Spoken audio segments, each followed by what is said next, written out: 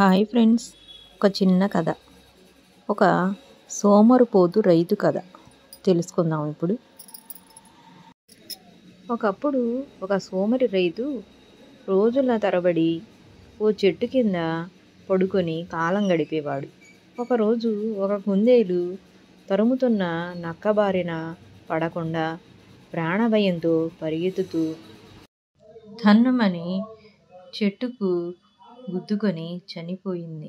పాపం.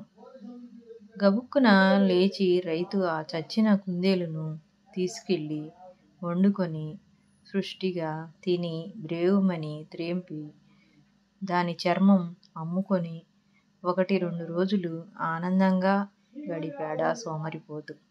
ఆహా, ఇలాగే రోజుకొక కుందేలు దొరికితే ఎంత బాగుంటుంది, నేనసలు పని చెయ్యనక్కర్లేదు అనుకున్నాడు. ఆ మరుసటి రోజు నుండి ప్రతిరోజు చెట్టు కింద కూర్చొని ఎప్పుడెప్పుడు ఇంకో కుందేలు వచ్చి చెట్టుకు గుద్దుకొని చచ్చిపోతుందా అని ఎదురు చూడసాగాడు.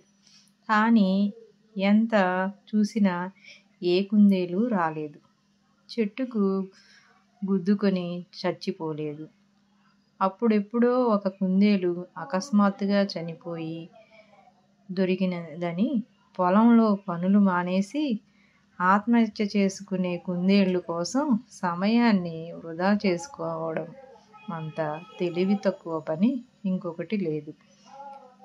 అది అనుకోకుండా జరిగిన దుర్ఘటన. మళ్ళీ మళ్ళీ వాటి కోసం ఎదురు చూడటం బుద్ధి తక్కువ పని.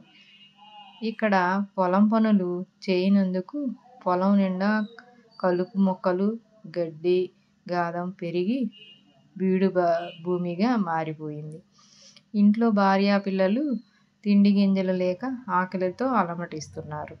ఏ పని చేయకుండా మంచి పనులు ఊరికే జరగవు.